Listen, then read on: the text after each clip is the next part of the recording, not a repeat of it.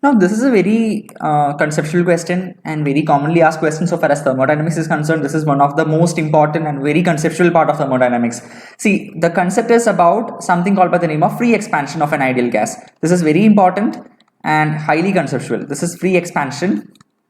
This is something called by the name of expansion into a vacuum. Expansion into the vacuum, isn't it? So this is called by the name of free expansion, and you are given in this particular question two cylinders which are connected like this with a stopcock. A contains an ideal gas at standard temperature and pressure, and B is completely evacuated. That means here it was vacuum, right? So yes, so that is vacuum on in B, and in A you have an ideal gas. Now what you are doing is that you are simply removing this particular stopcock, and what happens is whatever gas molecules are there in A, it can spread into the B like this. In B it was vacuum, and this gas is expanding in B against vacuum, and you call it by the name of free expansion. So what do you think about this? What do you know about this? It is completely thermally insulated, so there is no heat transfer between this and the surroundings like this. So this is completely thermally insulated. Okay, fine. So therefore delta Q is equal to 0. First of all, we understand it is an adiabatic process. So this is my answer for this question. So let's slightly talk about this in much more detail, but yeah, I don't want to go into a great detail over here. We will make a separate video for this as such. This is worth discussing. What happens is the gas molecules in A is actually coming into B, and it is expanding, which is free expansion. Is work done? No, work is not done there, because there is no resistance to this particular expansion of this ideal gas. So therefore delta W is equal to 0, and if delta W and delta Q is equal to 0, then I can understand that in as per first law of thermodynamics, delta U is equal to 0, because delta Q is equal to delta W plus delta Q. Delta U plus delta W is equal to delta Q. So other two are equal to 0, so delta U is also equal to 0. That means internal energy change is equal to 0. Internal energy final minus internal energy initial is equal to 0. That means that final state of internal energy and initial state of internal energy is equal to 0. I mean, both are same. If internal energy is not changing altogether, in the final state and initial state, the internal energy is the same. That is why we say change in internal energy is equal to 0. So I can say T initial is equal to T final. Understand? So T is initial is equal to T final, but this is not an isothermal process. Here final temperature is equal to initial temperature, but it is not an isothermal process. Why?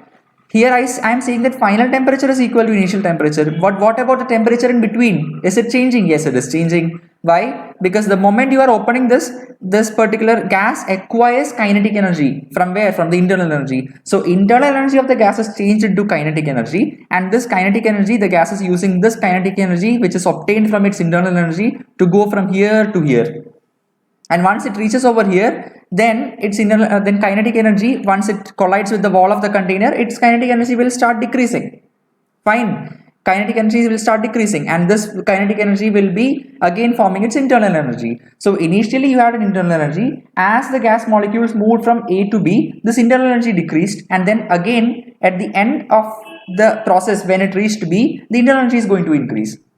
Similarly, so the temperature will again decrease, and then it comes to the normal. But the final and initial temperature, final and initial internal energy will be the same.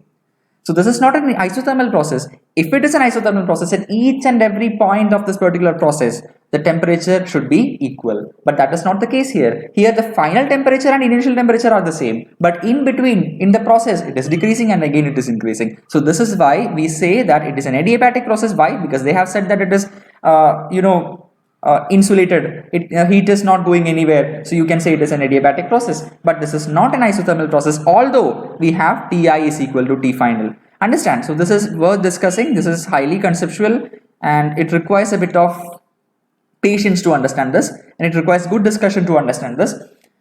So yes, so I'm just for the sake of solving this question paper, I'm just stopping this discussion for now. Understand that this is an adiabatic process here. Fine. T final is equal to T initial. Now you can use the equation P1 V1 is equal to P2 V2. See, P initial V initial is equal to P final V final.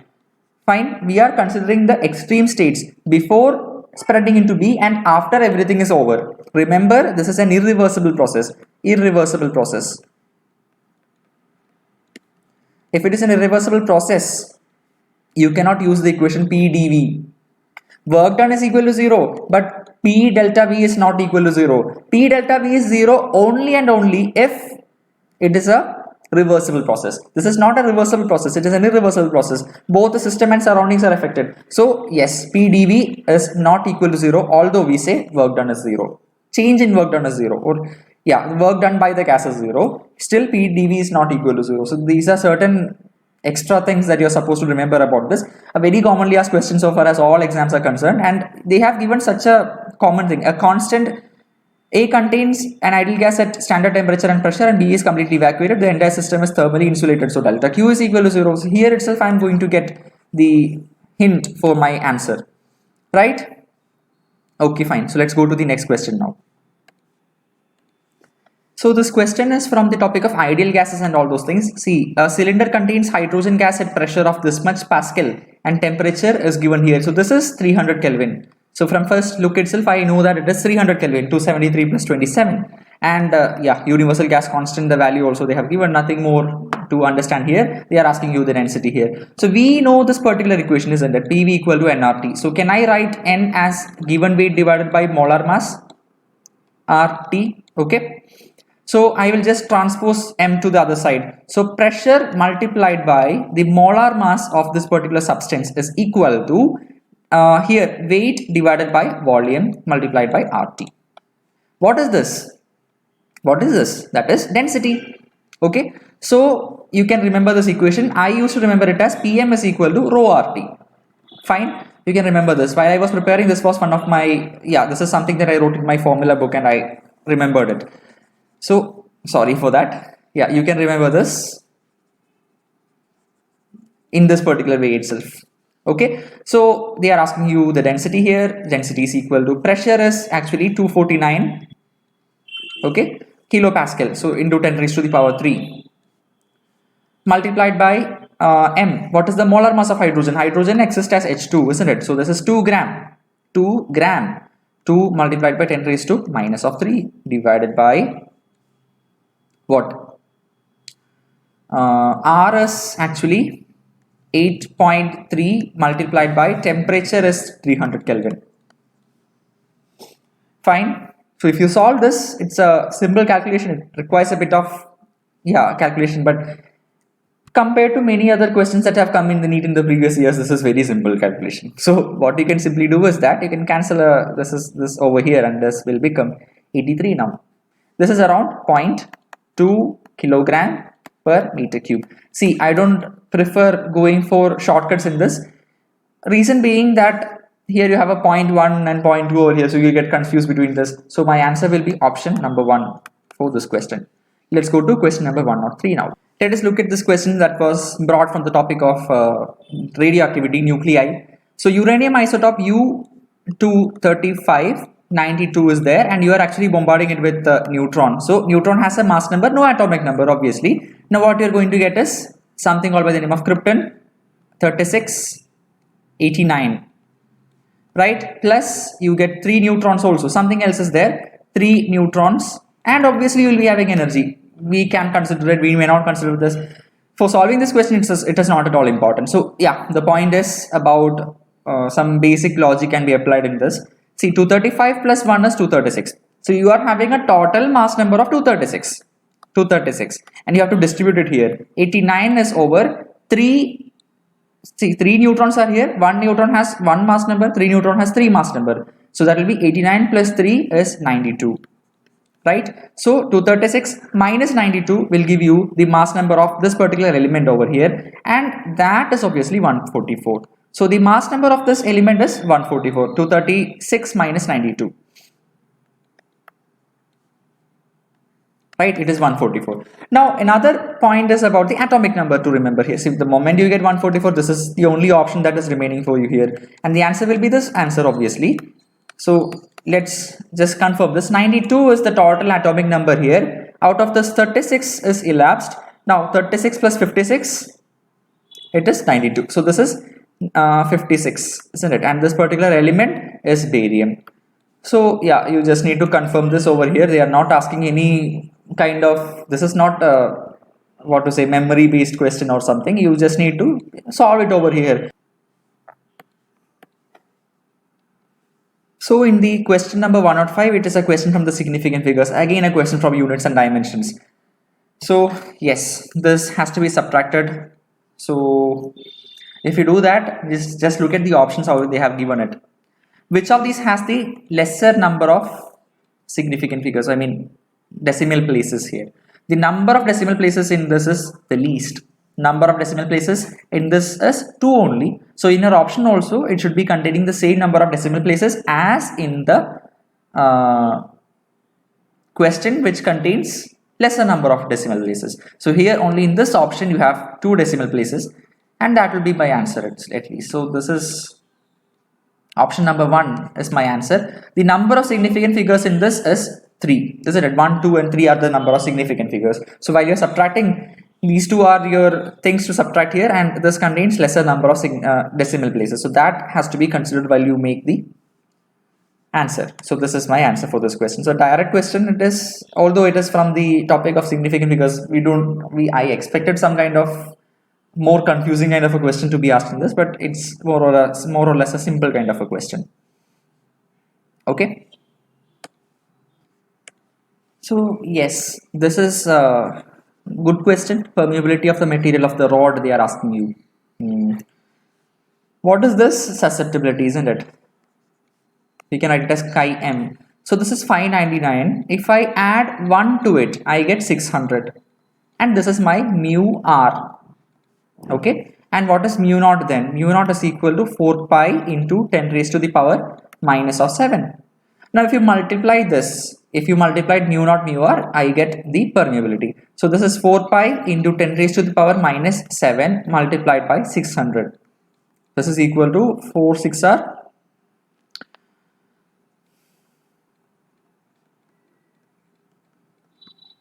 Right.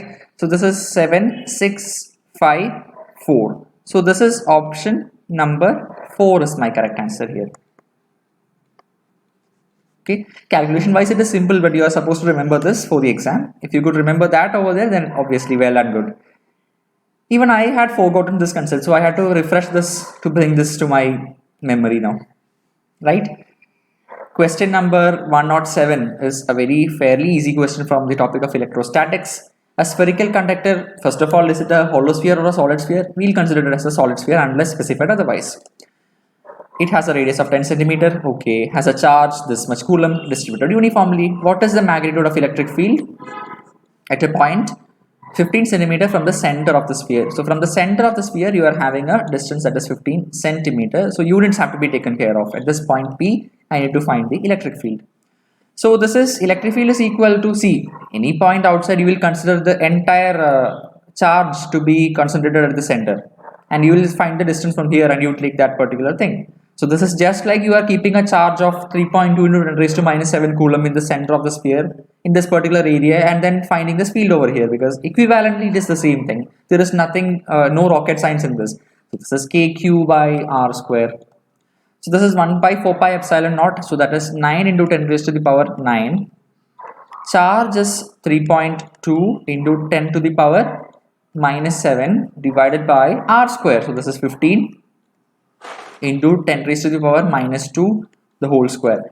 Now if you do that, you will finally land up in the answer 1.28 into 10 raised to the power 5. So if I start solving this, then my length of the video is not getting controlled anyway. So yeah, I'll be marking option 1 as the correct answer for this question.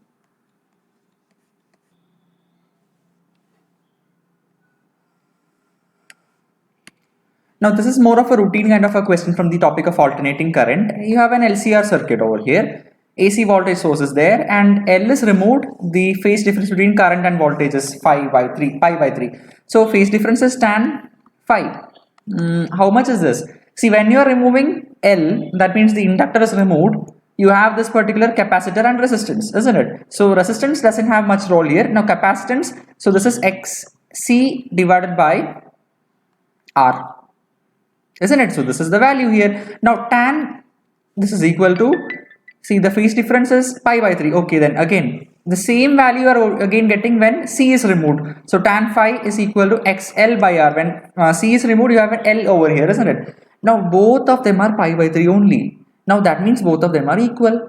Now R will get cancelled off. XL is equal to XC. What do you understand from this? XL is equal to XC. Since tan phi is the same in both cases, this is the condition of resonance. So this is the condition of resonance. Okay, so in that particular method, what is the net impedance value? This is root of R square plus XL minus XC, the whole square, basic equation. Now this is 0, XL is equal to XC, so XL minus XC is equal to 0, so this is 0, so that means Z is equal to R. So the only thing that is remaining is the resistance over there. Now tell me what is the power factor. Power factor is cos phi, so that is Z by R. These two things, isn't it? So obviously the value is none other than 1. So my correct answer will be option number 2. This is a routine kind of question, that is why I did not go for much details of making that particular diagram, phasor diagram and all those things. I did not go for that. This is something that we all know, a fairly easy question, but a routine kind of a question. Let's go to the next one. Okay, so this is a fairly good question from the topic of fluid mechanics. A capillary tube of radius r is immersed in water and water rises in it to a height h. So to a height h, it is rising. The mass of water is 5 gram. Another capillary tube of radius 2r is immersed in water. The mass of water that will rise in this particular tube is, see, we are actually putting this in the same water itself. So let me equate the densities now. How will I equate the densities? Density is equal to mass by volume. In both cases, it is water only. So in the first case, mass is 5 divided by volume. So how will I take the volume here? See, the volume of this particular area, I mean this particular amount of water that has went inside the tube, isn't it? That much volume is area multiplied by height. So area, I can write it as pi r square, where r is the radius of this particular tube multiplied by height. How much is the height then? 2s cos theta divided by r density into g. Remember, height, which is when you are putting a capillary inside a fluid, the fluid comes up, and the height acquired by the fluid is 2s cos theta r rho g. So I have just substituted this. This is mass by volume, where volume is area into height. Now it is equal to, when you are putting another capillary inside, then the density is the same.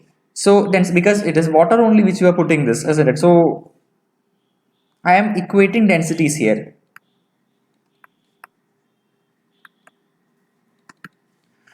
Again, what is the mass? We are supposed to find the mass here, isn't it? Divided by pi multiplied by, what is r square? Here it is 2r, isn't it? So that is 4r square.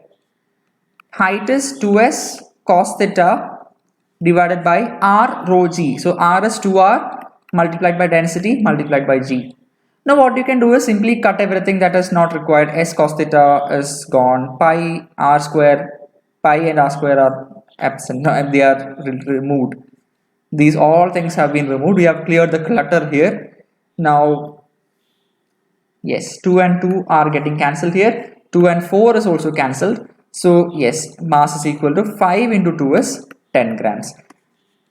Right? So yeah, the whole purpose of equating density, with that you will get this particular answer. So for this question, I will be marking option number 2 as my answer for this question. Right? So let's go to the 110th question now. So this is the question that we have this year from the topic of wave optics, YDSE question, Young's double slit experiment. If the separation between the coherent sources is halved and the distance is doubled, the fringe width becomes whatever. What is there so difficult in this? Beta lambda times capital D by small d, right? This time they say that the coherent source, the separation between the sources is halved. So this small d is the separation here. So that is halved. That means it is 2 here. And the distance between the screen from the coherent sources is doubled. So this capital D is doubled. So again a 2 over here. So this is 4 times. Simple question, isn't it? So very fairly easy question. You just need to have this equation with you. No need of any representation over here. Yeah, so that we come to the end of question till 110. We'll go to the next question now.